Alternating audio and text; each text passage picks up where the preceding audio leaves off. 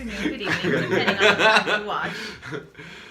Welcome to What's Left, a weekly political discussion challenging the mainstream left. I'm Eduardo Barca with Andy Lipson and Gema and Kenny. So today we will be discussing the Venezuelan crisis that is happening in Latin America, that is taking over the headlines recently and that merits attention because all of a sudden the USA is involving themselves again. And we thought it would be important to invite some special guests who have a lot to say, not just about Venezuela, but about their own home countries, Nicaragua, Guatemala, and the U.S. role in all those regions, because what's happening in Venezuela is very much connected to what the U.S. is doing in other countries. It has done in the past. Yeah. Gema? Hi everyone, my name is Gema. I currently live in San Francisco. I came back from living in Nicaragua for 5 years and a half. I was actually there when the Nicaraguan civil uprising began. Moved here, started reaching out and talking to some of my previous people that I hanged out with here in the city, and School teachers. School teachers. He's a school teacher. You didn't know. And these were my students. Yes. Class of what? 05. Is that what you want to say? Yeah. Okay. Yeah. Plus, sometimes people want to independencize themselves from. I don't know. That's fine. He just uses his numbers. Yes. Okay, this cut.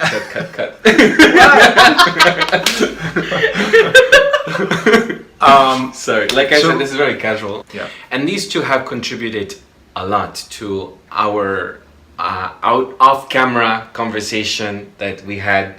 Part of the reason why I also wanted them to come, because I think that the discussion that we had off-camera is something of value that can contribute to the larger conversation about, again, socialism, invasion, and because I feel US like imperialism. Yes, U.S. imperialism and immigration and the very contested topic about coup, whether something is a coup or not, and we'll have that discussion. But I also wanted to have a chance for Kenny to introduce himself because you hadn't had a chance. Yeah. Hi, I'm Kenny. I am a former student of Andrew Lipson in Mission High School. I am always interested in politics. It's always something that I'm staying connected with. I think that the issue of Venezuela in particular has a lot of resonance and reminds me of a lot of issues that have occurred in the past. And I think people lack context of what's happening right now. And I think it's important to remind people what the U.S. role has been in the past in Latin American countries, and to analyze this problem today. Yes. Mm-hmm. Just to quickly state though, what we are talking about is Venezuela is having Juan Guaido is the interim president right now, and Maduro is fighting to keep his power currently. This is Nicolas Meduro, who has been the president of Venezuela for the past, since 2015? No, 14. Since, no. Chavez. Yes, since Chavez. 13 then. 2013. Thank you. Yep. Sorry, I was confusing with okay. Castro. No, we So, go ahead and say something about. This is what I'm saying. Yeah. So go ahead if you want Confusing to. too many. If you want to say something about since. That's all I wanted. I want people to get to share their reactions. You're definitely going to share from a different perspective. Yeah. I don't even know. I think they're going to open a different box and, than I expect. But that is what we're talking about. Should the USA get involved? Right. Why is France and Germany getting themselves involved? And even Spain and other, like Brazil, they're all getting involved. Canada even. Even Yeah. Canada, with our very handsome prince up there. Justin Call me Trudeau. Justin. Yeah. So, so let's start off with reactions, I suppose, So for me, the first thing that I remember was having a notion and taking me back to Nicaragua, April 2018 of Nicaragua, because it was something very similar. People were out on the streets, people were marching. You had someone that was that was declaring themselves interim president. Granted, that didn't happen in Nicaragua, but it was the masses of people, and you saw all these shots, and you saw all these pictures, you saw so many people just marching out on the streets. So it brought back feelings for me.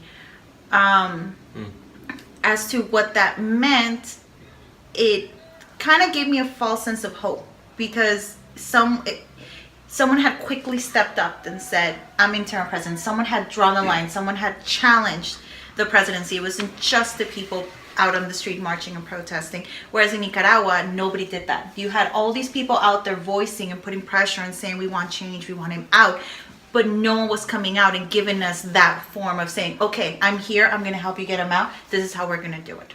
So that's the contrast from Nicaragua. But the feeling, the sensation was still very similar. Getting who out, just to tell our audiences? Daniel Ortega, the current president of Nicaragua. Well, when I heard about Venezuela, I tried to answer questions. Why is the U.S. getting involved?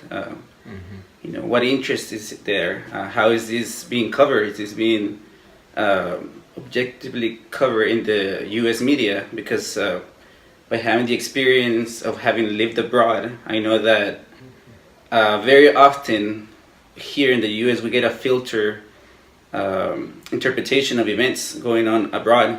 Even by so-called liberal media, you don't get the full picture. And so I'm really interested in knowing what is really going on, and who are the real players behind what is being painted to the public. So for me, again, that's why I'm here. I have a lot of questions, and I'm interested in learning about your perspectives on that. You want to? I can share. Or... Do you want to go first, or? I am an anti-imperialist.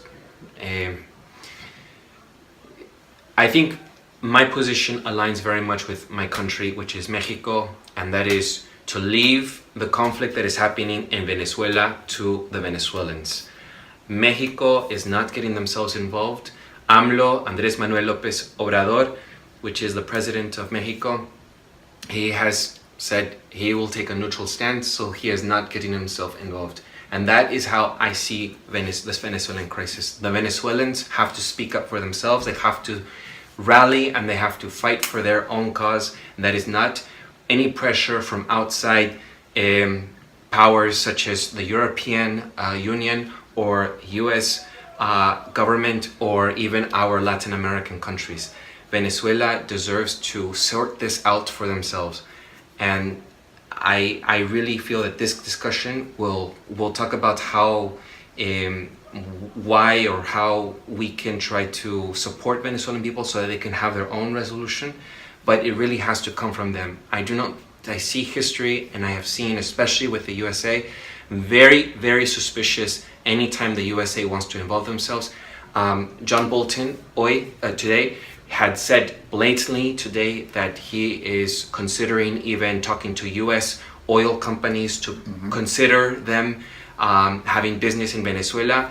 I mean, if that's not any clear for people, I don't know what is, because the sanctions and the militant threat that the USA, with all options on the table, is another way of the USA trying to expand their powers and put their hand in every part of the country, in every part of the world, in the globe.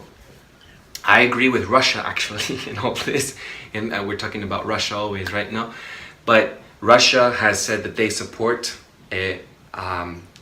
Maduro, and I'm not too sure if I support Maduro. I will discuss about that in a second when we start having the discussion, but when we go into depth, more so I'm in support of leaving them alone and letting them sort themselves out. If you look back at history, the USA has meddled in the Middle East, has meddled in Mexican politics, has meddled in Nicaragua, has meddled all over the Latin American countries, and it has not gone well. Yeah. So I don't see any solution from the USA, and I'm very disappointed that Spain and France and Germany, I mention those because those are the bigger powers, but even Albania, I don't even know what Albania has to do anything with this, but well. I mention them because they are the strongest countries in the European Union, and they should stay out of it as well. Angela Merkel, who I think is a very well sought out for in her leadership in the European Union, should know better. I think that she should know more than anyone that you need to just leave the politics to the people. And that is my position. That is, and I call for that. And I know that there are many people who will disagree. I have Venezuelan friends who gave me their opinion before I came here tonight. And they have said that mostly they're middle class who have immigrated here. And they have said they really want this change. I understand where they are coming from. But we're talking to when we're talking to Venezuelans here, I've noticed that there are a lot of them, not all, but the ones that mostly that I speak to are middle class and have fled Venezuela when Chavez took place, which tells you the difference in thought and ideas, because it's the same people that also left. Many rich Cubans had left when Batista was there as well. So I am just pointing out a bit of context for that, because it is biased and everyone's going to have their opinion. So I understand that. One thing I will say, I'll leave it there. I'll pause for a second. First off, how do you, I know Nicolas Meduro, but how do you pronounce the other guy? Juan Guaido. Guaido? Guaido. Guaido. Guaido. All right. Well, I'm going to do my best. All right. Juan. So the people of Venezuela have several problems. Yeah. One of the problems is Nicolas Maduro and the PSUV. The other problem is the Popular Will Party and Juan Guaido. But now they have a way bigger problem, and their way bigger problem is the United States, because Juan Guaido and the Popular Will Party has invited the United States in to essentially perform what is clearly a coup, and it is a coup. There's a few reasons why I believe it's a coup. Okay. One is that Juan Guaido was known to actually go talk to the president of Colombia, to talk to the president of, who's the dude from Brazil? Bolsonaro. Right? Went to the United States and talked to them all before this had happened. The second one I know is that there's a reason why Europe, the day after Juan Guaido declares himself president, there's a reason why Germany, France, England, all those powers, Canada, and the Organization of American States, as well as this Lima group, which is part of where Justin Trudeau and the Canadian government comes in, why all of them the very day after sign on to supporting him is because they knew this was going to happen. There's no way they could have all just accidentally said this. It's part of the reason why I believe, and I think this is an orchestrated event which has the backing of the U.S., which is being directed by the U.S., but has the backing of the international community. Mike Pompeo, the CIA director, had basically said in Europe days before that you are either siding with Guaido, the forces of democracy, or you're siding with the forces of reaction and backwardness, which is Maduro. And he was basically doing the same thing George Bush did when he said you're either with us or you're against us, and trying to essentially construct a new coalition of the willing. And again, it's just like the war on terror was primarily about oil. That's what this is primarily about. This is primarily about the U.S. and the Western powers behind the United States controlling that oil and kicking Russia and China out, who are actually, Russia and China had made inroads into Caracas in a relationship with Maduro. And the United States is looking to essentially seal up the weakened Monroe Doctrine and use this recent event and use Juan Guaido calling himself president as a pretext for gaining control and ultimately privatizing these nationalized industries. But this is not just something that the United States has just started. Under Obama, they started sanctions on Venezuela. This is through the Obama presidency, singled out Venezuela as a place that deserves sanctions. And like we said before, sanctions are an act of war. And this was a preparatory for that. And we all know that in 2002, when Chavez first came to power, there was he was trying to be taken out by a coup by the United States. So this is a long-term plan the United States has had, which is finally they see an opportunity to regain control of Venezuela, regain control of Central America and South America. So it must be anybody who's anti-imperialist, anybody who's opposed to who's opposed to war, should oppose what the United States is doing and see that they have to get out, and we have to let the Venezuelan people sort this out. Because the minute that the Guaido, aligned himself with the United States and the West, he ceased to be anything that has to do with liberation of the Venezuelan people. He became a bigger problem for them than even Maduro is, because behind him are the forces that have destroyed South America, that are destroying Central America, that are destroying the Middle East, and that's what the U.S. does. It destroys your country for its own gain, and that's what they've signed on to. And Europe should not be placing any ultimatum for them. But So I want to add a couple of things just to piggyback on what you were saying. Earlier today when we were talking about this, you used two words in response to United States involvement in any country. Do you remember? Yeah, I said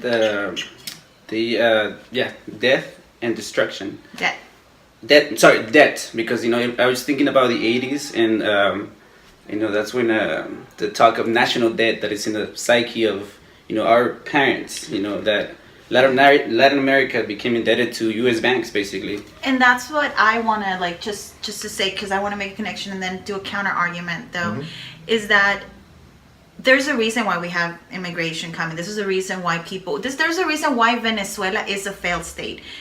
Let's take away the corruption. Because most governments are corrupt. The reality is that the United States purposely lowered price of gas and oil because they knew that Venezuela had become an independent and a force in Latin America. It made it so that other countries, including Nicaragua, were not forced to take out loans from IMF, did not depend on the United States. The World Bank, they could go to Venezuela, and Venezuela, you know what, we're not going to constrict you like the US did.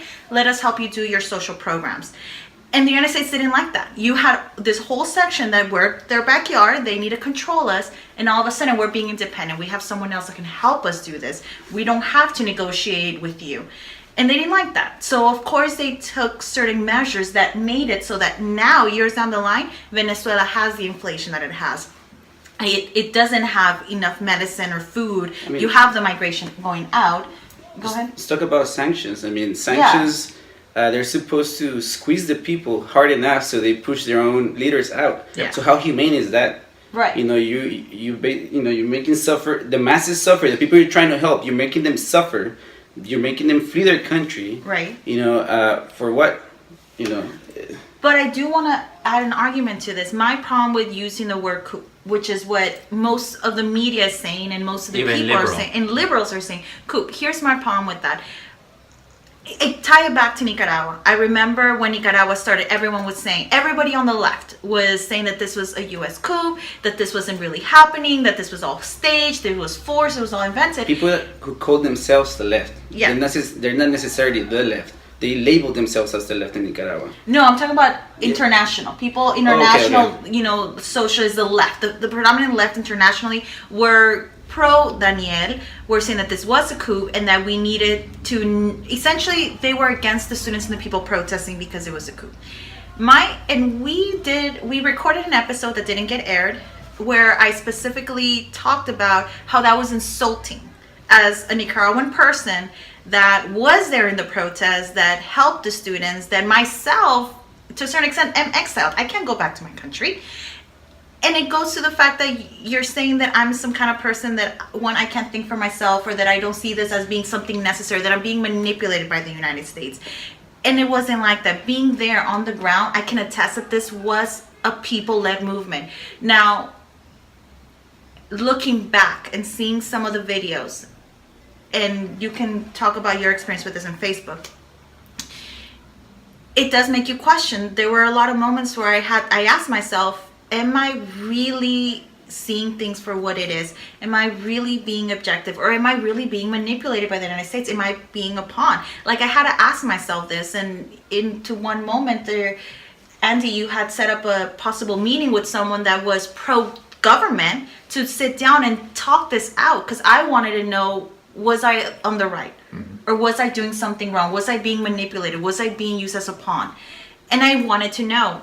Unfortunately, that fell through. It didn't go as it is. But I don't know if we can add it to the comments at the bottom. But there's a specific Venezuelan YouTuber very popular.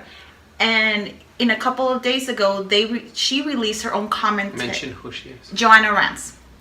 She released her own video about commenting about what's happening in Venezuela. And when I watched her video, it was word for word, except for the Congress part and Guaido, what I felt about Nicaragua and what I sat in this couch and talked about when I said about Nicaragua. Previous interview a for previous our interview. listeners. Yeah, it was not a coup. In my eyes, you could not tell me that this was a coup. This was a this was a student-led movement, a people-led movement that were sick and tired of their corrupt president who calls himself a socialist. In what country? In Nicaragua. Who calls himself a socialist, but makes all these capitalist deals with America and with Europe. Because he was in touch for a long time. He wasn't. You know, Yeah, sorry, go ahead. He is in Daniel Ortega. Daniel Ortega was in touch in Nicaragua for the longest period, even though sometimes he had anti-American rhetoric. But in practice, in the country, capital was flowing as much as anywhere. Yeah. And, there was a deal, that was made with the oligarchs of the country to, so they would have easy passes, they would get tax breaks, they would have monopolies and just do what they wanted. And so, but that fell through in Nicaragua. And so now the deal is broken, now everything's fucked up.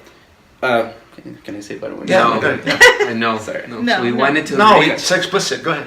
But now, of course, this is not exact. We're not arguing that this is what's happening in Venezuela. No. We're not by any means. The reality is But that make the connection. Yes. yeah, the reality is that if this, and I believe this to have been a people-led movement. I genuinely believe that. I genuinely believe that people are tired. People want Maduro out. And they're voicing it. They've been voicing it. These protests are not anything new. Venezuelans have been out protesting for quite some time. It's just now making a big headline, which is where I agree with you guys. Why all of a sudden is this in the news in the United States? Yeah. Why all of a sudden are people talking about it? I agree with that. I agree with that the United States saw an opportunity, like they did in Nicaragua, because they too came out and started to talk and started to pass sanctions against Nicaragua. But it took months. It took months. They didn't speak out. The U.S. In did what not speak year? out. In what year? No. So 2018. in 2018, Yeah. protests are in April. They started talking about it in November. So it was like a present for the U.S. All right, that's what it feels like for me from this point of It's view. convenient. Let's talk about what's to me Venezuela is a symptom of a bigger issue. Latin America is unstable. United States wants its hand in the cookie jar. But go ahead. I mean, and to put that into context, why is Venezuela important? A lot of people don't understand that Venezuela has the biggest oil proven reserves, ahead of Saudi Arabia. That's a big interest. There's other natural resources. Also, Venezuela presented that alternative, like you said before, in South America when Kirchner, when Lula da Silva, when Evo Morales, these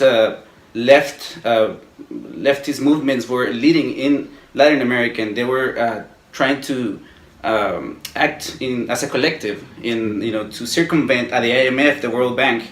But now they're gone. And Venezuela is still standing. And Venezuela still has oil.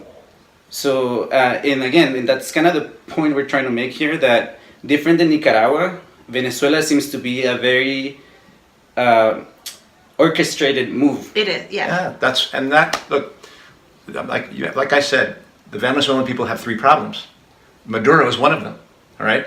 And they were protesting. Most of the protests that have been about cuts in social services, about lack of food, lack of health care, lack of housing. Water. Water was another one. Most of the demonstrations, they're working class, okay?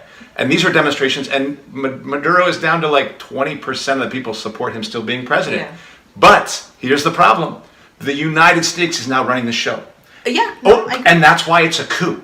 And it's a political act of attack by the United States, which they are considering using economic pressure. They're going to bring to bear all the resources they have of the School of Americas, which is essentially an array of military leaders that they have throughout the states of South America, as well as military leaders who are from Venezuela. They already have a guy in the United States who's in the military who's declared that I'm for Guaido. All right. So this is the United States has taken control of this whole thing. It is no longer being decided by the people anymore because they've taken it over, and that's why I'm calling it a coup. And it is now internationally being run, not just by the United States, but the forces of Europe, the forces of Canada, of Organization of American State. Some Central American countries are staying out. Nicaragua's staying out. Of course. Mexico's staying out. It's to their credit that they're staying out because there's pressure being brought to bear to stay in. Because if Maduro goes down, whoever was not in right now is going to pay a heavy price. Whoever was not in, the United States is going to make them pay a heavy price. So that's why to me it's undoubtedly a coup, because this is an act of political terror being organized by the United States and being sanctioned by this person who's declared himself president. He is inviting the force of the United States to bring its boot into Central America or into Venezuela and South America, and the United States to say thank you. So they run the show now, folks. That's true, and that was true when the Kurds invite the United States into their thing. When you invite an imperial power into your struggle, it's over. You are no longer an independent force. What I said about Nicaragua was not, and it's true in Venezuela, is not that there wasn't an independence to it, but the United States doesn't let that live independent for that long. At this point, with the U.S. talking about sanctions in Nicaragua, they have now decided Ortega and them has to go. And if the movement in Nicaragua doesn't understand that, then if they think that the United States is going to be an ally, like Guaido thinks he's going to be an ally, they're misunderstanding. The terrier does not bring the gorilla in and say, will the gorilla be an ally? No, the gorilla decides what happens. I completely agree with you. No, I completely agree. I just want to make sure that we're also giving credit. You don't call it a coup. Yeah, I don't call it a. Just to be clear on your stand. Yeah, I don't call it a coup. I agree that the United States is meddling. I agree that they're going to choose what it is that they want. They're going to absolutely control it. But to me, implying a coup, and in my personal opinion, takes away merit from the people. Takes away, and I understand what you're saying, that regardless if they started from there, what it is now is. And if you don't call it a coup, it takes away the responsibility of workers in the United States to stop their government. That's the thing. Because it is a coup, it is the responsibility of workers in this country, in the same way that we have to have open borders and allow all our brothers and sisters, we have to stop our government from this act of war that they are declaring on Venezuela. No, I completely agree with that. But then you can't say that and not say it's a coup at the same time. But I want to hear her complete response. So you're saying it is not a coup because? To me, it's not. To me, the implication of a coup is they initiated it. They completely came in Who initiated? The United States. Or, it would be in this case the United States, or a foreign power. But in this case, for Venezuela, it's the United States. And to me, the people initiated. The United States are jumping on board now and are saying, I'm going to take control of this ship. But the United States did not initiate it. Let's give credit to the people that have been out there protesting, that have fled, that have been in prison, that have given their lives, that are tortured. There's a lot of political prisoners, and nobody's talking about that. No one's giving them credit. So that's where I find the problem. And that's what listening to a lot of people on the left, leading thinkers like Paul J of the Real News, Abby Martin. Like in Nicaragua, I know they got it wrong. Like Abby Martin, I was disappointed because she was falling in line with this, just glossing over, this general rhetoric. It's a coup, and not supporting the people. Because when people were in the streets, and so not understanding the facts. So that's why I reserve some opinions on Venezuela. I don't know what's going on on the ground.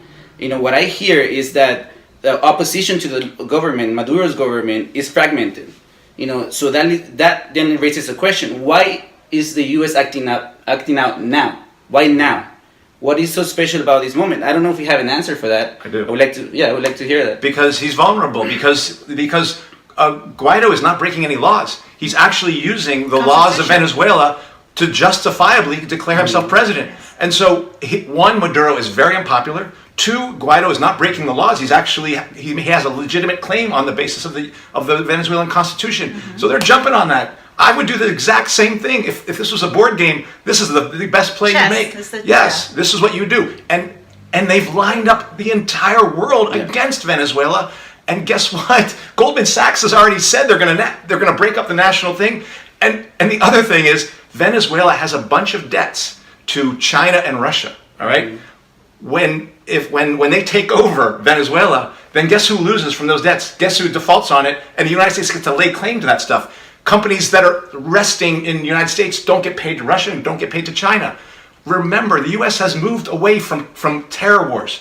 What are the major wars now? They're saying, no, now we're going for the big dogs. We're going for China, we're going for Russia. So they are using Venezuela as the linchpin for going after Russia and China. So this is a proxy war of Venezuela, and Nicaragua is going to be in this, that they are using to declare war on Russia and China.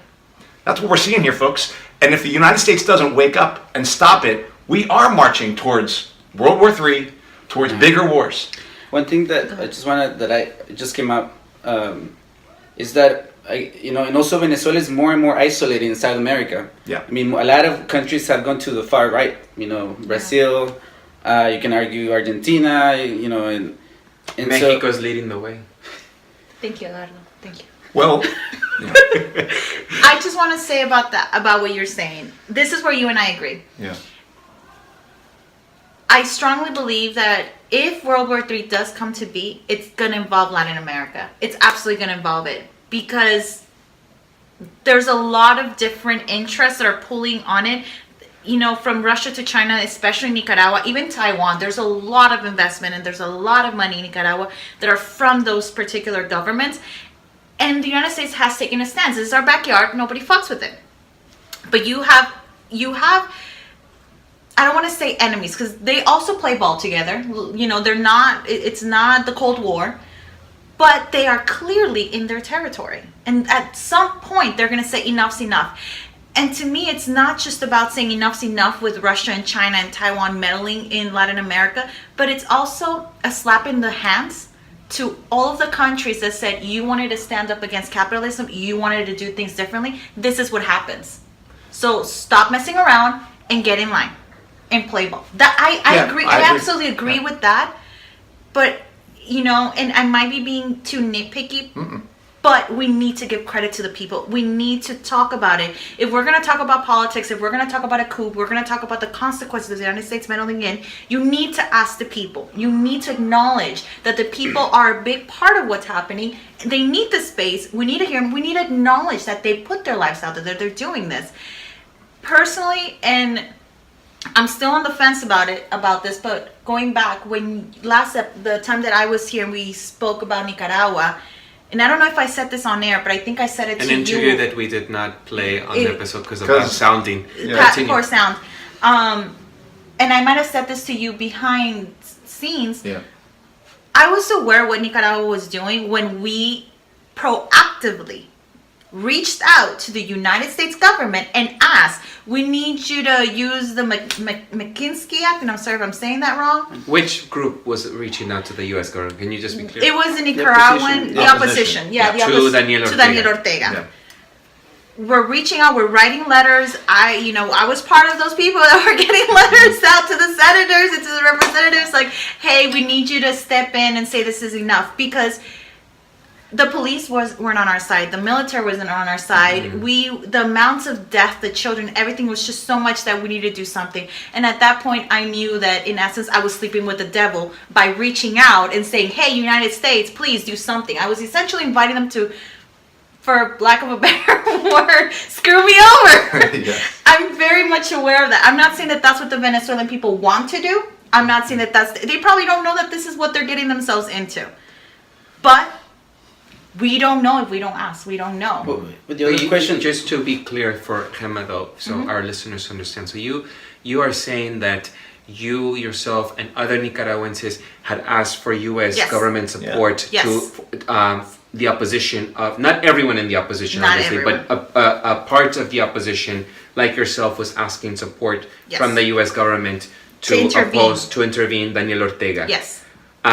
And just in the connection to Venezuela, are you all right then that the Venezuelans are aligning themselves? There is Guaido, U.S.-backed Guaido now is aligning themselves with U.S. Or foreign power. Are you? What is your position? I'm not. Okay, so you're not. I'm not. But I'm not because I don't know enough. Mm-hmm. I don't know what they're going through. I don't know what they think that they're going to get out of it. I don't even know that they're even aware the deal that they're signing. Mm-hmm. All right. That's why I'm not for it, because just looking at everything else that's being shown, it clearly looks like the United States is saying, yeah, I'll let you play game, but I'm going to keep the whole cake. You know, I'll give you a little bit of the frosting, but I want you to know I'm keeping the good part. It's clear that that's what they're doing. They're already counting their earnings without even having bought the machine yet. So that's my issue. Whereas in Nicaragua, it was clear. So We need You're to gonna say decide. Kenny? I have a question Yeah. more than anything. Is there a role for the international community in a situation like this, you know, where people are desperate because obviously the state has the all the means of violence, you know, they have monopoly over that, and when the masses are demanding change and they're not willing to give it up. What do you do? What do you do? Is there what role does the international community play in this sense? I mean, obviously weapons come from outside. Yeah, I mean, yeah. My response to that, Kenny, but quickly, do you support then that the U.S. Government? No. I was very skeptical about Nicaragua. I cringed when I saw, you know, these kids, you know, college-aged kids hanging out with Congress people, you know, Yeah. from Miami. All right. You know, very anti-Castro, very anti-left. So you did not, because you I- both I- lived in Nicaragua. We both lived in Nicaragua. together, and Yeah. then came recently. Yes. Did you think that did you agree that the USA was intervening in Nicaragua? Not right away. Not right away. Thought Did when you fully get on board eventually? No, I'm still. Yes, now, yes. Obviously, they want to have the determination of what happens next in the future. At the beginning, Sorry, Eduardo's asking if you are pro them being involved in. Yeah. I am no, definitely not. Okay. No, I'm not. And what about with Guaido having U.S. backed? I mean, it seems sketchy. It's a chess. You know, they're playing chess. You know, and they were playing before everyone else knew. I mean, from what I understand, not many people really know Guaido. I mean, he came to light a couple weeks ago. You know, Yeah. 2-3 weeks ago. I hear that on the ground, the opposition is fragmented, so there is no cohesive opposition. So that's the reason they're failing at posing any real threat to Maduro. But the threat now is coming from foreign power for its own interests, and from the lessons I've learned, the U.S. doesn't bring anything good to any country. Yeah. Give me an example where democracy has been brought to a country. And Because this the country United has States got prospered involved, because the yeah. U.S. has gotten involved. I mean, we know that we've been lied to many times. Look at Iraq. Look at Afghanistan. Yeah. I mean, we have plenty of proof that the U.S. involvement doesn't help. But at the same time, I have this question that I just posed. Yeah. I will respond briefly because mine's a few sentences. Go ahead. And that we had just for our listeners, there is an episode that we did on the shutdown / Syria conversation when I was in Mexico, Andy, for people to refer back to this episode. And I had posed the same question to Andy, but I had something of already sort of an idea that could potentially help other like guerrilla fighters or people who are fighting for their own autonomy. One thing I had said is that I do not trust any elite class or government power that is in place for them to intervene as an international community to support other countries. But what I had said is that I had seen if there are guerrilla fighters like in South Africa and they asked for support from Cuban guerrillas support, and Fidel Castro had sent his people, then yes, I do think that if two guerrilla forces want to join hands to be able to fight and overthrow their current government, their capitalist government, I agree with that. But for the elite class to support other elite class, I do not agree with that. If at the ground level, if the grassroots guerrilla fighters want to try to support each other by moving to another country, by supporting that force, then yes, I do agree with this. This is one way that you can, but not for the elite class to be supporting each other. This just once. So now I think, Andy, you can have your reaction, your response. Well, I'll say this. I don't think you need to ask what the role of the international community. We're seeing the role of the international community. It's like they're doing it. Europe has already told you their role. But he is asking, Canada, what should be? But let me be clear. This is their role. This is what they do. Now, though that is the capitalist classes across the globe, this is what they're going to do. They're going to use this situation to wage war with each other. Even Russia. Russia is not supporting Venezuela for peace or for any good reason. They're supporting it. They're supporting Maduro's a crook and a criminal. The PSUV is. But remember, this is okay. We'll get to this later. This is 21st century socialism that many people on the left thought was the new brand of socialism under Chavez. This is what AMLO is going to be later on, by the way. So don't think this is any better for Mexico. Yeah. This is what it's going to bring. When socialists think they can use capitalism to make things happen, this is what it delivers. It delivers fascism. That's the story. It delivers barbarism. That's the story in Brazil. That's now the story in Venezuela. There is no alternative. The only alternative is yellow vests. And when I say that is, here's the international The response. yellow vests in France for our listeners. Yes. Well, here's our response, which is shut down the government. Our government is right now not paying workers. They should be shutting it down. That's what an international response would be. And open the borders. Let people who are starving in Venezuela or refugees from Venezuela come here. Right? That's the international response. But guess what? No capitalist in this country is going to allow that. The Democratic Party is foursquare behind what Trump is doing. They've been talking about Russia meddling in our elections, in our crooked, criminal, corrupt elections that Hillary Clinton didn't even win, and we should be invaded for having elections like that. We should be discarded for doing things like that. They claim that Russia is meddling in elections, and yet our country is doing the most immense meddling right now in Venezuela ever. Okay? So here's the international response. General strike in this country to shut down the government that doesn't allow it to do anything. That's it. That's the only response that could make this happen, and that's got to be part of an international socialist revolution. That is not socialism of above. It's socialism delivered by the people. Okay. And if we get taken advantage of by thinking that we can support, if the working class thinks that Russia is your ally, or China is your ally, or anybody is your ally, we're going to get played just like the people in Venezuela are going to get played. Because no capitalist is your ally. You have to make war with all capitalists everywhere. But you first and foremost have to make war with the capitalists in your own home. In a nutshell, what I'm saying is the only international response that matters is the response of the working class in these various imperialist countries challenging their governments and taking their own governments down. In this country, it means when our government is going abroad, a government itself, which can't even run its own country, is going abroad to try to run another one. Our actions here, the international support we would give to the people of Venezuela is by shutting our own government down and taking our own government down ultimately. That's the international response. Anything where we try to go over to Venezuela is us basically handing a weapon to the US empire or the German empire or the Canadian empire, which is now forming our Australian empire.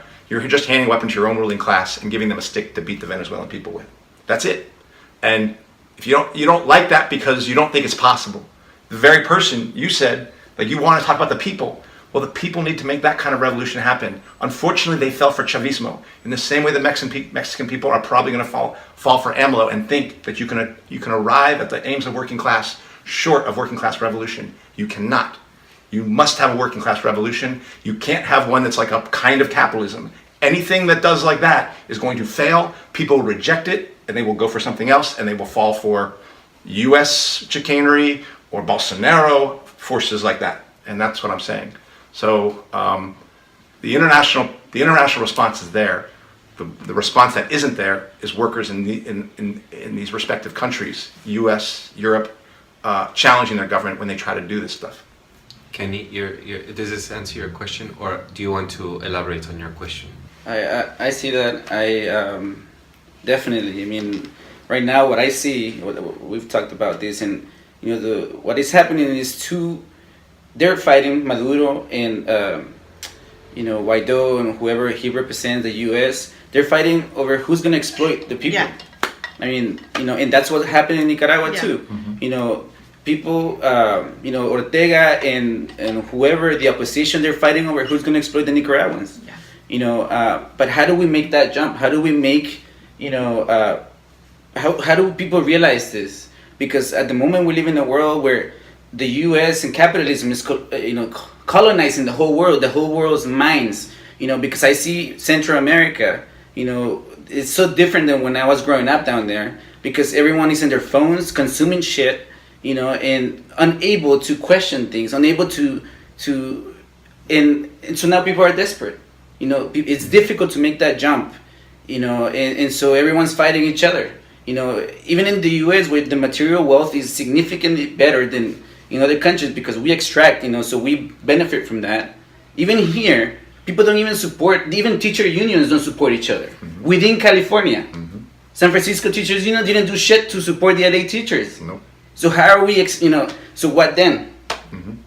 Kenny, where are you from, just to be transparent? Guatemala. I grew up in Guatemala. I was 13 when I moved to the United States.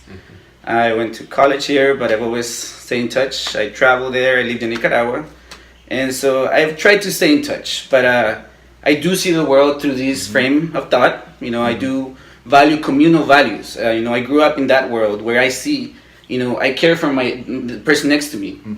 I care for other people suffering. And I don't try to capitalize, you know, I'm not willing, I can't advance over someone else suffering, over someone fucking someone else over. You're talking about capitalism. Yeah, but yeah, and so, and I see the value in this, you know, and obviously we're heading into a fucking abyss, you know, as a species now, because we aren't able to correct our ways, you know, capitalism has no answer for that. You know, if you're planning to, you know, expect industry or, you know, entrepreneurs to solve, you know, climate change, there is no answer there because, you know, there's no profit to be made. Who's going to pay for that, you know, to have a you know, better environment? Right. My argument is that I admit that I don't know enough of the Russian Revolution to really be able to speak to it. But from what I have seen in my country, in Nicaragua, in other Latin Americas, from what I know, either, in my opinion, socialism has not really existed. It has been started. Maybe they went with the best intentions of implementing a socialist government. Somehow we get to what we have now, which is corruption at its fullest, where the socialism is only shared with a few at the top and everybody else eats shit, just like they would have under capitalism.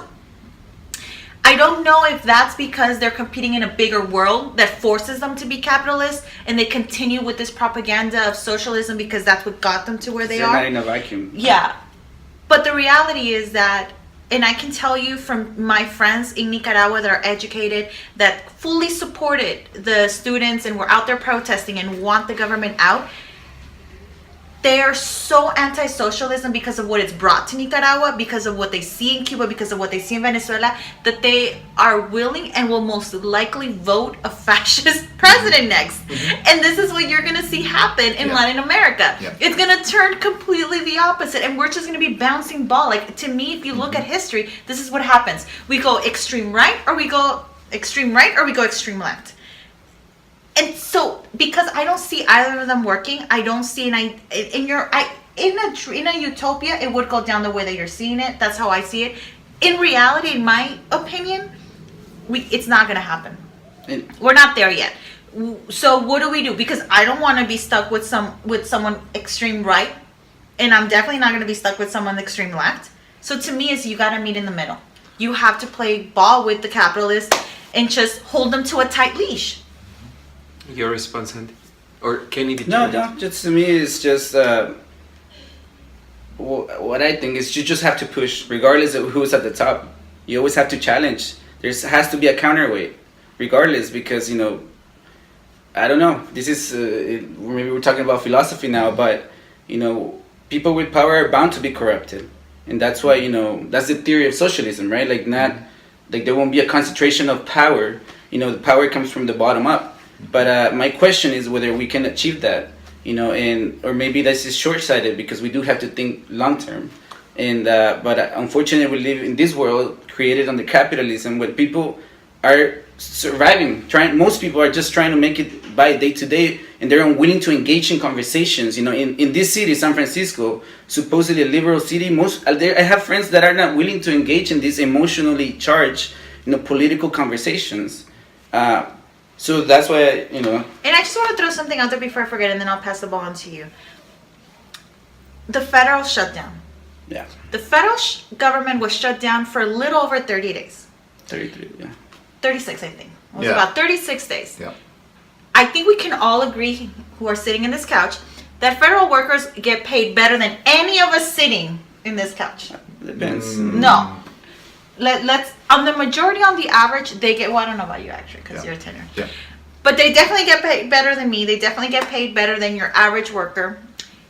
And 36 days took for them to be able to lose their homes, for them to default on their car loans, to not be able to pay their student, their sons or their kids' school. Mm-hmm. Think of your average worker that makes a lot less, has less benefits than the U.S. federal government, less sick days, less personal days, less vacation days, has more responsibilities, oftentimes because they hold more than one job to be able to survive, and they go longer than this without working. These are your average people that are suffering, that are victims under capitalism. This is the average person that, and I know in my country, and in Nicaragua, there's a lot of unemployment. There was a lot of unemployment, and so we found a way to live. So the migration that you see, I just want to, the only reason why I put it in, maybe I'm not saying it in the right way, is because we have a lot of things in common. It affects us the same. Even though you think that they're completely different, the person that's waiting tables, the person that's cleaning the office versus the person that has a nice office job. No, we're just in the same, walking that fine line. Everybody is a shutdown away from losing their home, from being homeless. That person that you look bad, oh, these homeless people, they're all in drugs, they're all victims. Not necessarily. And yet 800,000 federal workers. Yeah. And there was no social movement. No, to nothing. Support them.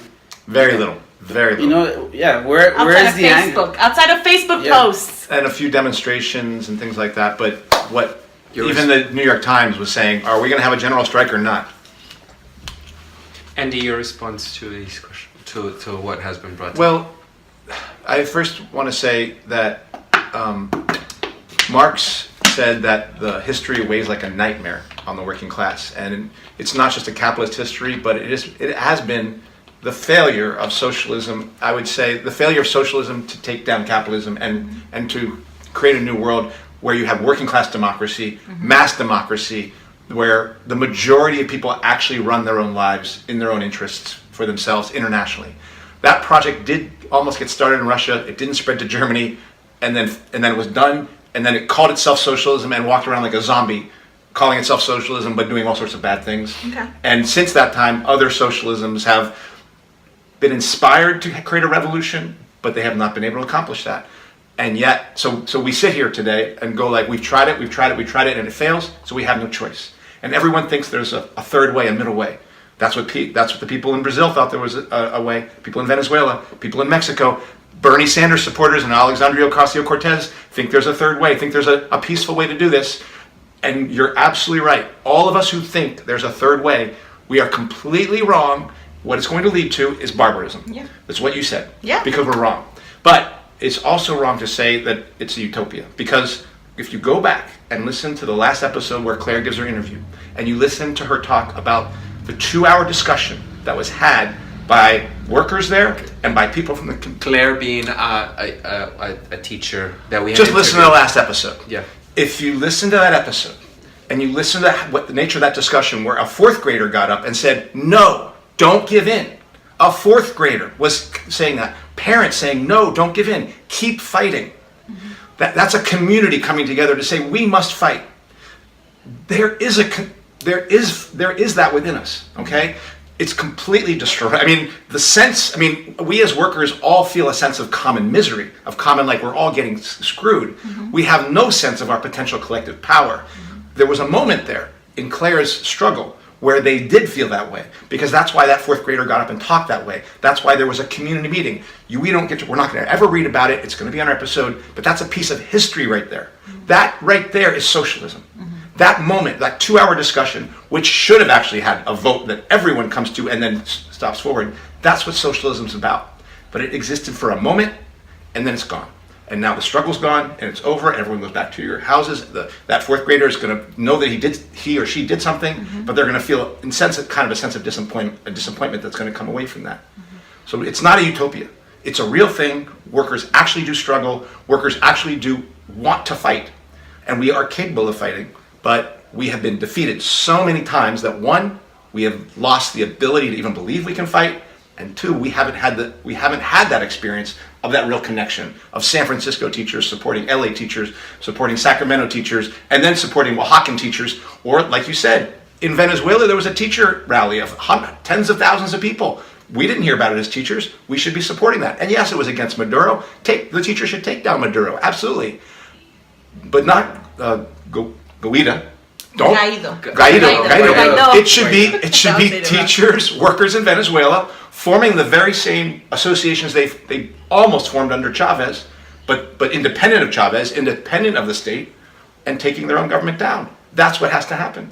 I agree, and that's what I think. It needs to happen. I just don't think it's likely to happen. I don't think it's likely to happen. And that's why I say in a utopia, because it would happen, and that it would. And I'm thinking, odds are, it's not. We need to come up with some other way, because I am not willing to eat crow for the rest of my life, or to have my kids, if I ever have any, go through that. And all I'm saying is that I don't think there is another way. Okay. It's in a very unlikely way, because we're so disorganized. There's so lack of solidarity, even though we all say solidarity. There's so lack of solidarity, and you can see it with this discussion around the border stuff. Yeah. That shows the complete lack of solidarity in the class. All right, and anybody who falls to the notion that we have to have some kind of border is completely falling for the same nonsense. You know. So, like, what was it? That one woman that got sentenced to a criminal because she was leaving water for the people that were like, come on, you're helping out a human being, and it's absurd. It's absurd. Yeah. Gema's referring to a woman that was part of an organization that leaves water, they call it angels, something. But they leave water resources out in the desert for immigrants crossing the desert. So they use this law that doesn't allow people to leave belongings in federal land. Yeah. And they use that law to send these people to jail, and but this is a reminder of shit that happened in Nicaragua. Shit that seems foolish to people in the U.S. or in the West. It seems to them like this only happens abroad. This shit happens here all the time. Yeah. People there's a political, in a way, they're political prisoners. Absolutely. Yeah. So, Gema, just to be transparent, you're not anti-capitalist, are you? I'm not. No. No. You are I'm so proud. Former teacher. So what I'm trying to understand from your position is that you are a reformist, possibly? I am. To me, I think people are going to argue against it, and I understand that it goes against it. Elaborate what that means to you. So for me, you have to allow for capitalism, but you have to have it tight. You cannot just, this whole trickle down theory doesn't work. It hasn't. It's been proven. People are gonna put nets to keep the trickling down to a minimum, so they can keep what they. Let's be honest. Let's call it for what it is. So, and I'm giving this a lot of thought. To me, in my utopian ideal world, which is not going to happen, is you set rules, which is, as a private organization for profit, you are allowed to make X amount of money over profits. Anything above that, you have to either invest in the community that you're a part of, you have to invest it in your own company, in your workers, but you don't get to use that funds and give them out as cash bonuses or bonuses to your executive board. But it's still capitalism. So we're still, and to me, if you're allowed to do that, you level out competing fields so that you don't have these mom and pop shops going out of business, because you're limiting these big capitalist companies as to how much you can actually encouraging them to invest, be less wasteful, have better employee benefits, have, happy workers. That, to me, that's how I would do it. If I had is it gonna work? I'm sure not. What about you, Kenny? I'm still trying to figure it out, to be honest. I do believe I want that world. I'm more in line with you. I do think it requires a big change, a change of values. And I was talking to Gema that I think that the capitalist way is winning for one big reason nowadays in modern society, that they've been able to tap into our most primal impulsive behavior. And that is consuming. Gema knows how much I hate consuming for the sake of consumption. I'm not against nice things. I want people to have the best quality things they can have. Those are nice shoes. Those are nice shoes. And nice souls. So I bounce around between reformism, because this is, I guess some people call it realist. And I know that we are against something really big. And my biggest concern is that that capitalism is winning the minds of people. especially with algorithms that are feeding us, all this, pushing this button so you consume this shit more and more, and you become addicted. And how do you fight an addict? Yeah. So and that, I think that's the way the world is moving. We're becoming more addicted to consuming, and unfortunately, we know that for a fact is not sustainable. If the rest of the world was to consume, just China was to consume the way the U.S. is, how many Earths do we need for resources? Yeah, ridiculous. We wouldn't have enough planet. We definitely don't have enough resources to consume and be wasteful as we are. And that's the other reason why we are so screwed in the U.S. because we are so distant from that line of subsistence that other people do, face every day. And that's why they're willing to risk their lives. We're comfortable, so we don't see value in aligning with our teachers in LA because we're okay. We're getting by, and better than others because we still get to travel. Right. But see, that's where I disagree with you because 36 days force federal government to see them that they actually are on that line, that they actually are in the What did they brain. do? Right. Yes. They didn't organize. They should have, right. And we should have, supported them. But you have to agree that it also comes from the fact that as Latin Americans, we have revolution in our blood in the sense that we've gone through so many revolutions fight that we know. Like for me, Nicaragua, my mom just now lived too. Mm-hmm. She lived the one, against Somoza, and now she's living the one right here against Daniel. In the United States, the government, the institutions have done such a good job at quieting any movement, at keeping it down that people can't even imagine now being able to do that. Whereas, and you can agree. I mean, I know in Nicaragua, you can speak for Guatemala. You try to raise the bus fare 25 cents, people will go to the streets and will set those buses on fire. Here, they raise your rent, they lower your wages, they take away your benefits, and people are.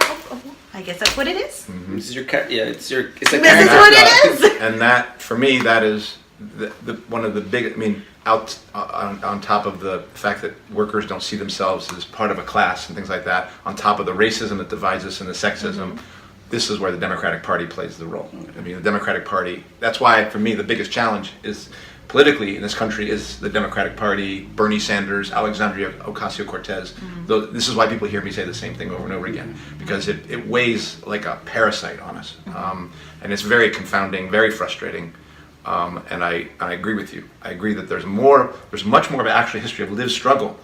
And the fact that workers didn't struggle in the 800,000 means that they don't get to see each other as 800,000 together. Yeah. Just 800,000 sharing misery and eating shit. Yeah. But not 800,000 who tried to stand up. Yeah. There's a big difference to that. Even if they lost, that's important. Yeah. So, Kenny, you're absolutely right to say, but what did they do? And if we don't do something, we never get to see what we're really capable of. But again, I think it's been a process of systematically, making people those individual actors and, eliminating the collective, and I mean, we know that this country has less labor unions than it did, 30, 40 years ago, and, they've been clamping down on that, and, so then we have this result, we don't have collective action. And people are having to fight their unions just to go on strike. Yes, I mean, yes. And it makes me wonder too. I don't know, I wonder how many unions are in Venezuela.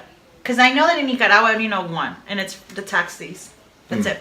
And for being a socialist country, shouldn't we? Some of these countries. Go ahead. Yeah, I was just going to say that I don't think it is fair to compare Venezuela and Nicaragua. It's not. Because they're not socialist countries. I do not consider them to be socialist countries. But they consider themselves, and people see them as so. And it's Correct. important to acknowledge that because that's the example that we have, and that's why so many people, including myself. Forget socialism. It's Yeah. not, yeah, exactly. I don't think that's socialism, but sorry. But we No, acknowledge that no, it's no, not. no. We acknowledge that it's not. Your response, Andy, to what, like? No, I agree with Emma. I mean, that's why you have to call it. You have to call it what it is. Call a spade a spade. Yeah, and so I just, unfortunately, we will have to reckon with that. If we're going to have real socialism, we're going to have to reckon with the actual history of socialism and know what we're going to try to do differently than these previous struggles. Because let's be clear, when when people in Venezuela organized to take back their oil from the oil oligarchs, there was real organizing. Workers were taking control of their factories. That's the struggle that we're going to have to repeat. But how do we keep it from being diverted again? And so Being corrupted. And then I would say diverted, because I do think people came to the top and made sure it went this way versus that way, in my mind. How do you respond as a socialist when people say that Venezuela, Cuba, they have been, ¿cómo se dice fracaso? Failures. I mean, I agree, you know what, but I don't believe that there's working class democracy in any of those, like real working class democracy. Yeah. And I think we have not experienced that for a long time. Like, that's why that interview with Claire was so inspiring to me, because I heard in that moment a kernel of what we could have if the strike had expanded. If we would all be faced with this moment where we have to build our community allies and figure out in these discussions with chairs and seated in a parking lot outside of school what we're going to do. Are you able to speak at all of why did the San Francisco Teachers Union consider going on strike? Or? No, we didn't consider on strike. We want to tax fellow workers and make their rents go up with Prop G, and I'm like, Sounds legit. lame ass. Wasn't even considered. No, we didn't take a vote. We said, why don't we charge people who have houses here? So we have teachers and paraprofessionals who are paying extra taxes now, so I can get an extra raise. And now that's been made actually illegal because somebody challenged it. So we're suckers. Like, we need to go on strike, and we didn't. So we got played. So that is a story of failure and embarrassment. Socialism. That's right. No, in all fairness, though, if I could have, like, to answer your question, if I could have what people or what I envision as being true socialism occur, of course I would choose it over capitalism. But I just don't see that happening. Mm-hmm. Yeah, I mean, yeah. I don't know how you can say that, Gema. I know, but Dude, here I you're am. the dude who's always saying when the train gets started, you'll jump on it. Yes, but I don't consider myself a capitalist. Okay. But I will say this, and that is, I was part of the majority of folks that I knew people were suffering. In hindsight, like, not in hindsight, but I knew of it. I knew it as a concept, but I never really did much until it hit home. In Nicaragua. Yeah, until it hit home. And even then, I remember talking to you when things started. It was the first couple of days, and I told you I see a civil war happening. Yeah. And I was nervous, but I had yet not done anything. I was seeing it from afar. But when I saw people much younger than me, less privileged, because I knew that I could leave the country whenever I wanted, be out there risking their lives. And here I am, someone of privilege, someone that had their life set and unwilling to support them and not go out there. At that point, it seemed like a criminal offense. And so I took, and then it opened up and I became more active and started talking again and wanting to hear and just bouncing off, you know. And it took something. So to that, I will give you merit. Just like that fourth grader. We are not aware of what we are capable in. These things that you might see someone a zombie or some of, you know, the peers that you start conversation with, but they're unwilling to get emotional about it. Sometimes all it does is a trigger. And we're all on that brink. That something can trigger us, and all of a sudden you have an ally. It's finding that trigger. And honestly, with the way that things are going, definitely for me in my country, and even part of the bigger part of Latin America and seeing what's happening in the United States, I could potentially see a scenario where we're forced. We're forced. Right. And I think that's our only hope. Yeah. Yeah. So.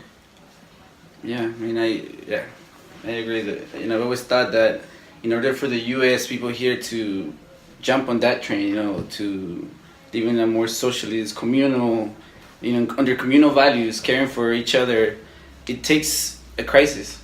And that to me, it presents a fork in the road. Yeah. Yes. You know, it's not necessarily going to end up in good way. Yeah. And it also requires sacrifice, and it's not pretty, you know, and because we think we can make this jump, you know, and not pay any prices. Right. It doesn't work like that. Nope. I know in Nicaragua we paid a lot of lives and we still haven't gotten our price. Yeah. So. Wow. This is one of my best moments as a teacher to have you both here. Go capitalism! Have I made you proud? Oh yes, I am so proud. I'm sorry, I like to give him a hard time. For those in the majority that don't know who I or don't get me, I like to do that. She's not going to say this, but she actually called me Dr. Libson in class all the time. All the time. I was number 00258.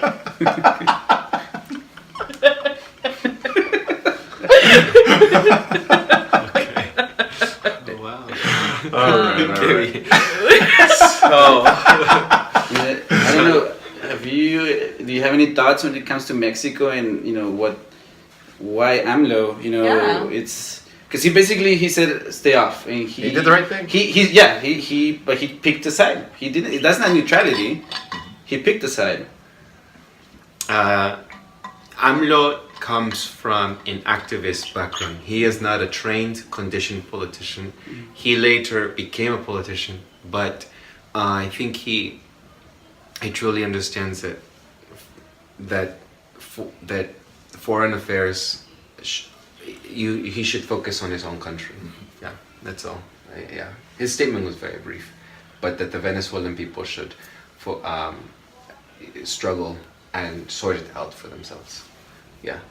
So okay, yeah. Yeah. It was very. He didn't elaborate on it. He just said that the Venezuelans should sort it out, and he does believe in alliances with all countries. That you need to not alliances, work things out with all countries, whether they are socialists or whether they are or fake socialists, I should say, or whether they are like China or capitalist or whatever country. He believes that you should be able to have this. Yeah. Okay. I don't want to because we already talked about Mexico. No, but it's a good question. But I want to answer. I don't know if that was answering your question, Yeah. Kenny. If you have any other question, I can, or my position, or I was interested in your position. My and position. I think we've talked a lot. I just feel like we've talked a lot. We're the guest speakers. That's what we do. yeah, the guest speaker. These guys talk every week. Hours, non-stop. I have said already, and I've answered this question for our listeners when someone posed a question. I'm waiting for a revolution, and I do not find that there is hope in capitalism. It is a greed-driven system, and you cannot you cannot work anything around that paradigm. That is just the way. That is the way capitalism is set up. That is the way that you're going to go. That is the outcome. That is the conclusion. You're not going to go any other way, whether you put caps, as you were suggesting. I don't want to go into another argue or counter-argue, but there is just no way that you can leash capitalism, because it is globalism, which it expanded capitalism to the global world. In the 90s, globalism, and that's why many people were trying to fight globalism in 1995, the protests that happened in the World Trade Center and the thing in Seattle, the protests there. If you look back in history, people have tried to contain capitalism, even people who believe in capitalism, and that's why they tried to stop and leash from capitalism expanding as globalism in the 90s. But it is impossible. And once you unleash the power, you won't have any control over it. Mm-hmm. It is going to take over, and that is just no possible way to cap, no possible way to leash it, no possible way to control it, because even the people who Bernie Sanders and Alexandria Ocasio-Cortez, who are trying their very best to be this reformist and contain it as democratic socialists, a combination of two, they are struggling. They are struggling because there are so many outside forces that are going to always look for their interests. And climate change is happening, and the reason why climate change is not a crisis in the oligarchs' point of view is because it affects their profits. And so even California, as considered as a progressive state as possible, which I do not think it is, they cannot control, because even Jerry Brown has tried to create carbon taxes. Carbon taxes can be maneuvered around, and people get a chance to pollute because they have more money. It's just not working. It's just not working. I know that the socialism that exists today is not socialism, and it is. I personally do not think that it is fair to compare. and to say, well, look what is happening over there, that socialist country, Venezuela, or look at what happened in Cuba. That's like saying, look what's happening over there in the capitalist country and that capitalist. You're comparing, it's not a good way to go. I don't think anyone really knows how socialism will look like if we start a revolution, just like no one knows how far capitalism will take us. Yes. But we do know the outcomes of both. I do think, to be a little bit pragmatic, that people don't believe in socialism today because they are distracted, and distraction helps. I think people in the elite class are able to distract people by consumerism. Consumerism, materialism is the very thing that gets people distracted and unfocused. Eduardo, if I can ask, Yeah. would you initiate the revolution or would you join the revolution?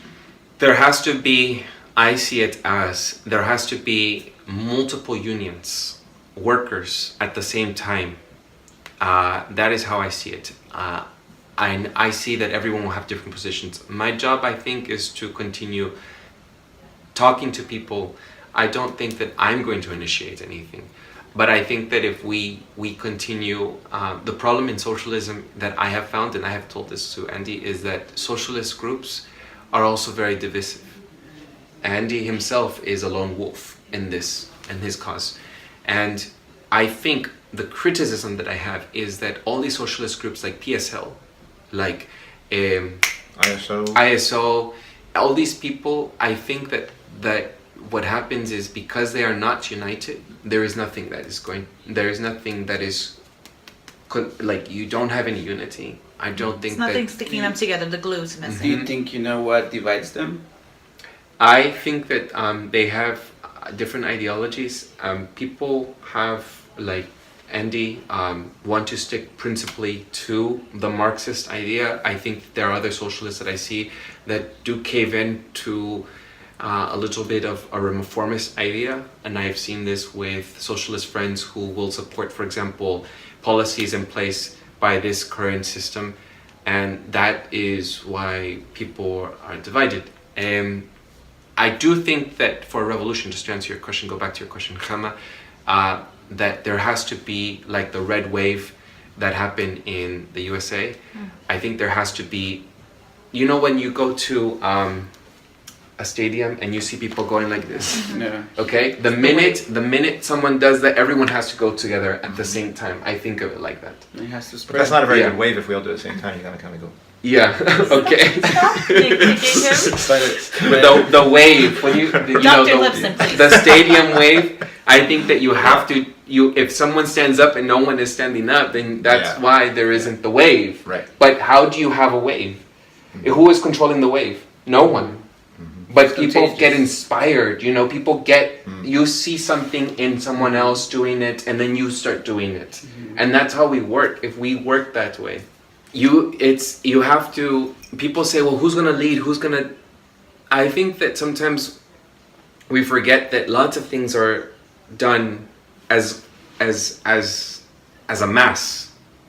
I mentioned Mexico last time. There was an earthquake in 2017. I will just say this quickly, that there were people pulling people out of buildings without any leader.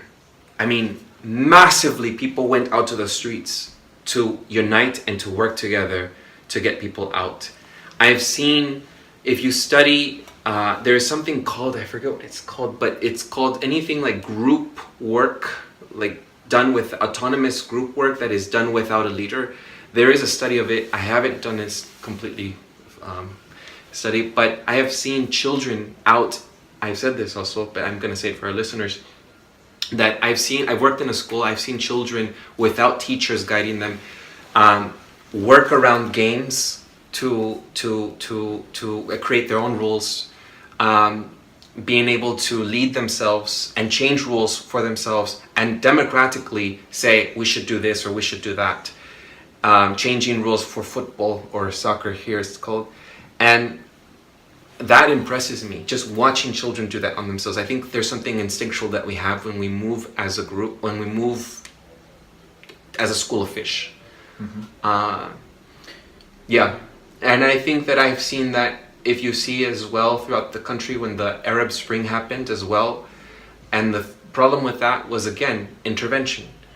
And if you look, that was very recent as well.